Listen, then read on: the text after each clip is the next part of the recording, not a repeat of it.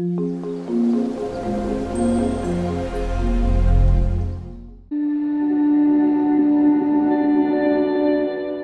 partage sur les réseaux sociaux et ma curiosité me donne envie d'aller voir ce qu'il se cache derrière le lien qu'a partagé Céline. Je tombe sur sa spécialisation, la thérapie par les bols tibétains.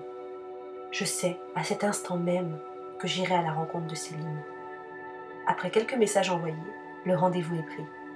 J'ai fait 1h30 de route pour arriver en Savoie. J'ai de la chance. Il fait beau et les paysages sont magnifiques. Ça commence très bien. Céline habite et travaille à Challes-les-Eaux avec son adorable famille. Mais pas seulement. Des bols les accompagnent. Il paraît que ces derniers auraient des vertus thérapeutiques grâce à la vibration de leur son. J'ai donc testé pour vous la thérapie par les bols tibétains. Bonjour Céline. Bonjour Sandrine. Merci de m'accueillir chez toi. Je suis à Challes-les-Eaux. Ravie que tu sois là pour partager ce moment avec moi, cette découverte des bols tibétains, des soins par les bols tibétains et ce voyage, on va dire. Donc, j'ai connu les bols tibétains, j'ai rencontré en fait des personnes qui vendaient des bols tibétains sur un salon. Et donc, une personne de ma famille a acheté un bol, en fait, suite à des lectures au niveau de la purification d'un lieu. Donc, voilà, un bol a été acheté avec la résonance. Tu vois, c'est vraiment quand même une rencontre. Tu frappes le bol, tu vois la résonance qu'il a.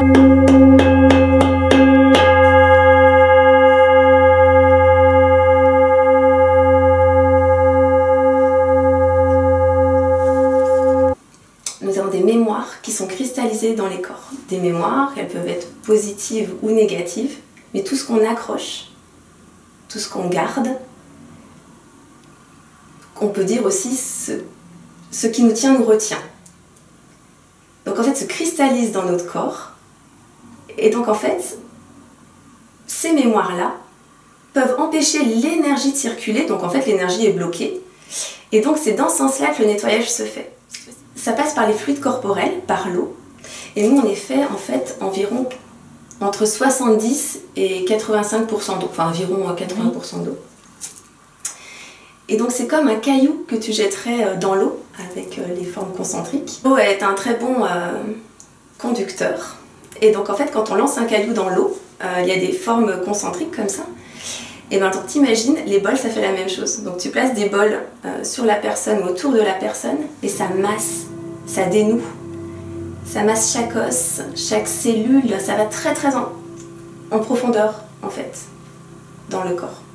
Mais un bol... Donc c'est la vibration du son, qu'est-ce qui masse exactement? Alors, tu as la vibration du son, tu as le son, oui. Et tu as le ressenti vibratoire, c'est-à-dire tu as l'écoute et le ressenti de cette écoute que tu vis en même temps. C'est-à-dire que tu peux mettre un CD et te détendre. Oui. Mais là, tu as le ressenti à l'intérieur de ton corps des vibrations. Donc on va faire l'expérience aussi avec un bol. Donc mettre de l'eau dans un bol, le frapper et de voir les vibrations. Donc, on les voit visuellement, ces vibrations. L'eau peut même frémir. Ça fait des petits bouillonnements comme ça. Enfin voilà, on va voir tout ça. Et c'est ce qui se passe en fait dans ton corps, c'est les vibrations. On peut le ressentir. Donc toi aujourd'hui, tu vas enlever les blocages en moi, que j'ai emmagasiné depuis X années. Sur des mémoires cristallisées. Voilà. Et aussi, grâce au bol.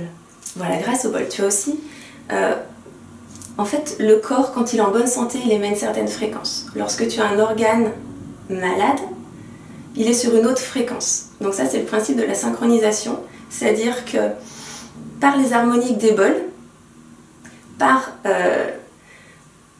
les fréquences, tout va être harmonisé. Et donc on va rehausser les fréquences vibratoires en fait du corps. Cela fait écho aux ondes alpha générées par le cerveau en état méditatif. Donc en fait, par les sonorités des bols, ça permet de revenir en soi dans l'instant présent, d'être connecté à soi. C'est un très bon outil pour calmer le mental.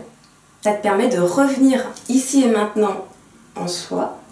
Mais c'est un outil de méditation aussi, oui.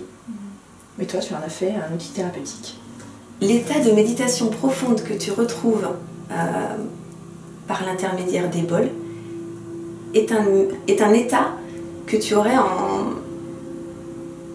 avec plusieurs mois de méditation. C'est dans ce sens-là. C'est quelque chose de très profond. Voilà. Quand tu fais ces massages au bol, tu as aussi quelque chose comme une communion en fait entre la personne, les bols et toi.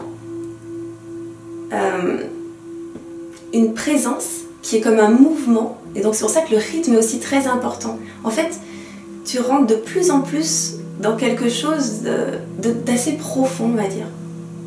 Voilà. Et après, ce qui en ressort, c'est ce qui résonne en fait.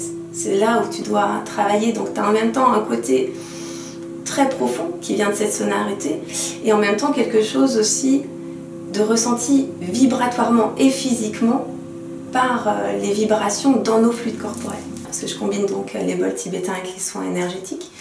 Que ça, en effet, c'était là, le petit souci. C'est un pointeur aussi, un très bon pointeur énergétique. Alors les retours les plus courants, c'est ah ben, j'ai voyagé, je me suis retrouvée dans des temples, etc. Ou alors c'est étrange, j'ai comme l'impression de revenir en moi. Et puis celui qui m'a beaucoup touchée, à ce retour qui m'a beaucoup touchée, c'est une personne qui m'a dit qu'après elle avait été comme dans une bulle et que ça avait duré plusieurs semaines. Elle arrivait à se remettre dans cet état-là, à retrouver cet espace-là, et ça l'avait aidé durant plusieurs semaines. Donc ça, c'était juste magique. Ah, super. Super! Alors, que dire? J'ai reçu ton soin énergétique, ton soin par les bols tibétains, mais aussi, tu as aussi fait avec les mains après, avec les pierres. C'était vraiment très complet. Et les diapasons. Et les diapasons. Pas parlé, mais c'est sur le même principe que les bols. Et donc, tu as travaillé aussi avec différents outils, pas que les bols. Donc, le bol, c'était vraiment au début. Et au début, quand tu as placé les bols, déjà pas tous en même temps. Tu les as fait sonner, après tu en as placé un autre, après. Et il y a des endroits, tu m'as placé un bol sur le ventre, c'est l'endroit que j'ai apprécié le plus. Et c'est marrant parce que après ma grossesse, j'arrive pas à perdre ce petit bidon de femme enceinte. J'ai beau faire du sport, manger différemment, faire plus attention, les abdos, enfin tout ce qui va avec. J'arrive pas à perdre ce petit ventre de femme enceinte que j'ai depuis ma dernière grossesse. Et à chaque fois que tu faisais sonner ce bol, c'était merveilleux. Un sentiment de... Ça fourmillait, c'était super agréable. C'était vraiment très très agréable. De libération peut-être? Oui, et puis c'était... on a envie que tu restes là et que tu fasses ça à vie, quoi, toute la journée sur mon ventre. Tu vois, très agréable. Après, il y a eu des ressentis divers et variés pendant toute la séance. Déjà de la vibration, forcément, avec les bols, ça vibre, le son. Et j'ai eu des pertes de connaissance, des légères petites pertes de connaissance, où d'un seul coup, tu sais, c'est comme si je tombais dans les pommes. Je m'endormais pas, toi. Et tout de suite après, je revenais à moi. Alors, quand tu tombes dans les pommes, c'est quand tu es justement dans cet état de présence. Et quand tu reviens à toi, c'est quand justement ce mental récupère. D'accord, comme ça. Et tu vois, c'est un espace d'extrême conscience. Ouais. Tu t'es pas dit où je suis partie dans les rêves. Non, tout était très clair. C'est ça. Ouais. Et après, hop, tu le reprends, tu reviens dans ton... Mais c'était fabuleux, fabuleux. Ça, c'était fabuleux. Et c'est un retour à soi. C'est quelque chose, voilà, c'est quelque chose que j'avais jamais expérimenté. Cette perte de connaissance. C'est un lâcher tomber dans les pommes. Voilà. Et du coup, qu'est-ce qu'il y a eu encore? J'ai eu à un moment donné, alors quand tu as retiré après, vers la fin, tu as retiré le bol de mon cœur, celui qui était placé sur ma poitrine, et ben il y a tout qui est parti avec. Tu vois, c'est comme si en fait, ça s'était mis dans le bol et que tu me l'enlevais grâce au bol. Et j'ai senti vraiment un truc partir, hein, comme si je retirais mon pull et je chantais la manche qui s'enlève. Et puis pareil, dans le dos, là, comme ça, j'ai senti quelque chose qui partait aussi, qui s'en allait. Et vraiment beaucoup de ressentis, voilà, physiques. Et une douleur abominable au niveau du bras, d'un seul coup, d'un seul. Mais vraiment, une torte de douleur. Et puis c'est passé, c'est parti. Voilà pour mes ressentis à moi. Et les tiens? Alors ouais, déjà par rapport à ce que tu me dis, c'est juste très beau ce que tu as vécu. Et cette sensation en fait, voilà, comme si tu avais enlevé tes vêtements, mais c'est exactement ça. C'est quand les mémoires cristallisées, voilà, quand ça se libère, c'est ça, c'est comment s'épurer en fait. Et tu vois qu'en plus c'est juste du bonheur quand même, tu le sens pas comme si on t'enlevait quelque chose, c'est juste... Ça fait du bien. Ça fait du bien. On le sent vraiment comme quelque chose de soulagé. Ouais. Et ça fait un bien fou, c'est super agréable. Je le conseille à tout le monde. Faut essayer au moins une fois cette expérience. Parce que je sens vraiment que ça continue dans le temps. Et je sens vraiment que ça va m'apporter quelque chose dont j'aurai le résultat un peu plus tard. C'est comme le son, la vibration. Le son, on l'entend, et quand on n'entend plus le son, la vibration est toujours là. Oui, c'est vrai. Mais c'est pareil. Avec là, la vibration que tu as eue, ce que tu as vu, c'est quand même très puissant en fait. Oui, c'est puissant. Ça continue. Donc oui, en fait, c'est de la synchronicité aussi. Il n'y a pas que toi dans ton corps, parce qu'on a vu en fait que le côté droit vibrait moins que le côté gauche. Et en effet, c'est là où il y a eu beaucoup de travail. On a beaucoup travaillé là et là. Le bras où j'ai eu la douleur, le bras droit. Et puis là, tout le côté voilà, qui remonte jusque là. Ouais. Oui, d'ailleurs, je me souviens, j'ai même balayé là, le bras. Et après, voilà, au niveau du soin, j'avais là.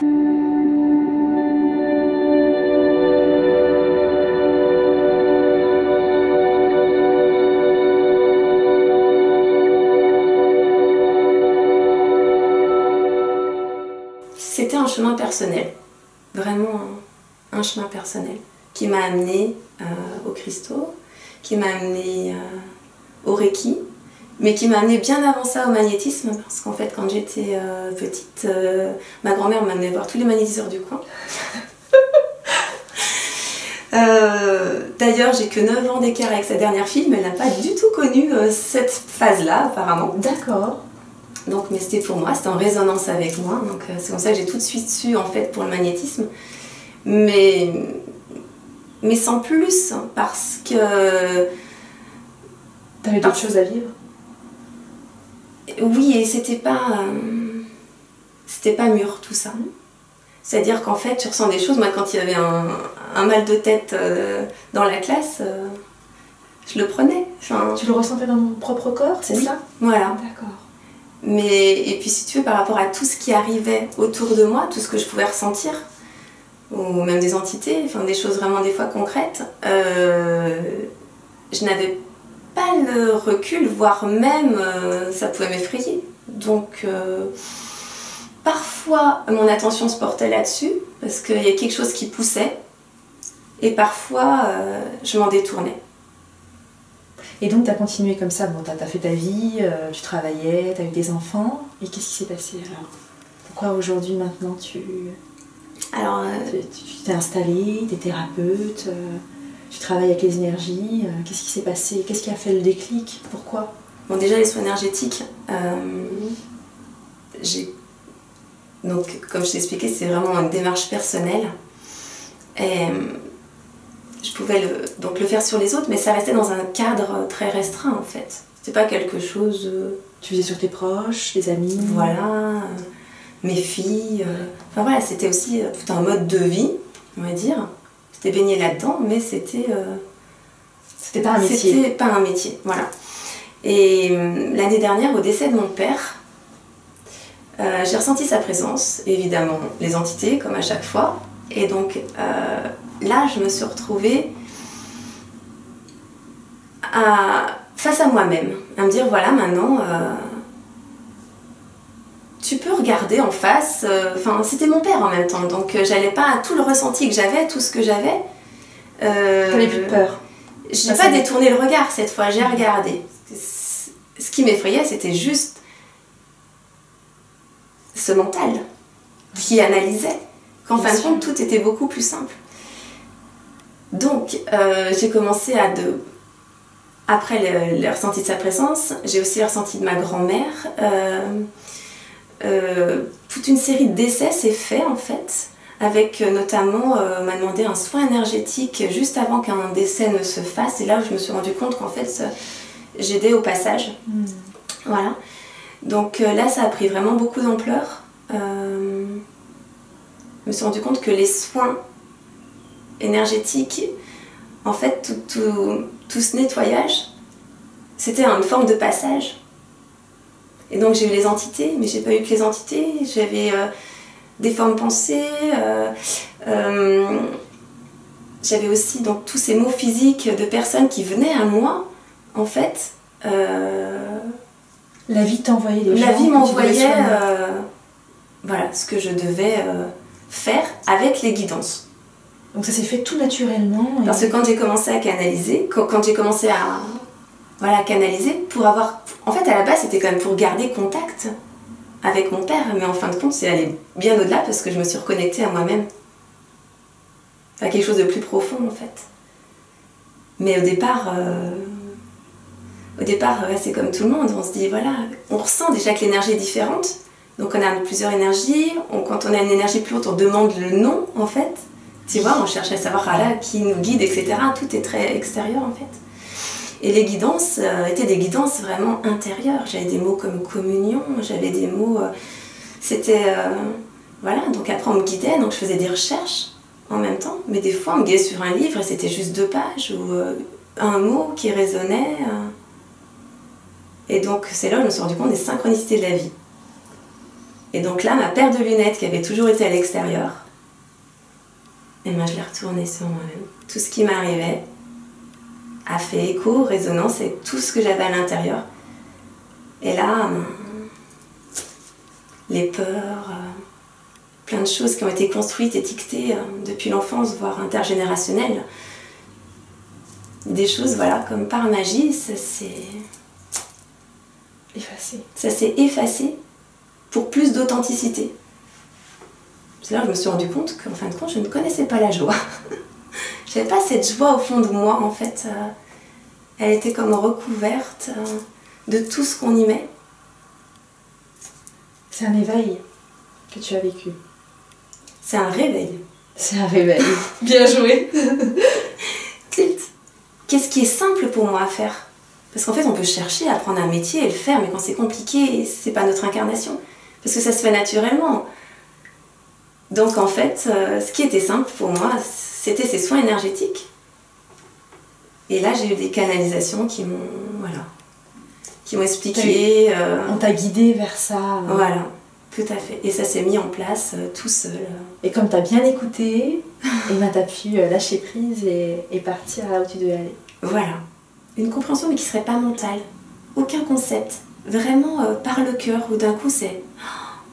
c'est tellement simple. Oh là là, comme je me suis emmerdée dans la vie. Tu vois? C'est des prises de conscience. Ouais, des prises de conscience mais non mentales. Parce que le jeu peut encore récupérer ces prises de conscience. C'est juste d'un coup, tu vois comment tu fonctionnes. Faut désapprendre. Et là, ce que tu es amené à faire sur ça, que sur mon site je mets, d'un coup j'ai accepté enfin mon incarnation. C'est-à-dire qu'en fait, cette incarnation, je l'avais depuis petite, mais je refusais, je voulais pas. Ah non, je voulais pas de cette entité, mais je me cachais sous la couette. Non, non. Je n'en voulais pas et je voulais pas ressentir ça, non. Donc là aussi, c'est pour ça que j'ai mis sur mon site une citation d'Eckhart Tolle où il faut toujours aller dans le même sens que le présent. En fin de compte, je me suis auto-flagellée. Je peux pas aller dans la continuité, dans la fluidité, en fait, d'accepter ce qui t'arrive et d'en voir les synchronicités, c'est juste une exceptionnelle porte d'entrée. Mais pas accepter en disant c'est bien ou c'est mal. Non. De toute façon, pour s'expérimenter, on a automatiquement 2 pôles. Et en fin de compte, quand t'es jeune, tu te dis bah, moi je veux que ce pôle-là, que celui que tu considères bien, mais en fin de compte, tu peux pas les détacher les deux. Si tu pars et que tu vas te faire un super voyage, t'es trop contente, tu reviens, tu vas le manquer derrière. Les deux vont ensemble. Donc en fait, c'est juste prendre du recul, voir comment tu fonctionnes. Et là, tu dis, c'était un leurre total. Donc, j'étais. Donc c'est ça qui m'a permis d'être beaucoup plus au service de quelque chose de beaucoup plus grand. Et les soins énergétiques ont pris une autre dimension, en fait.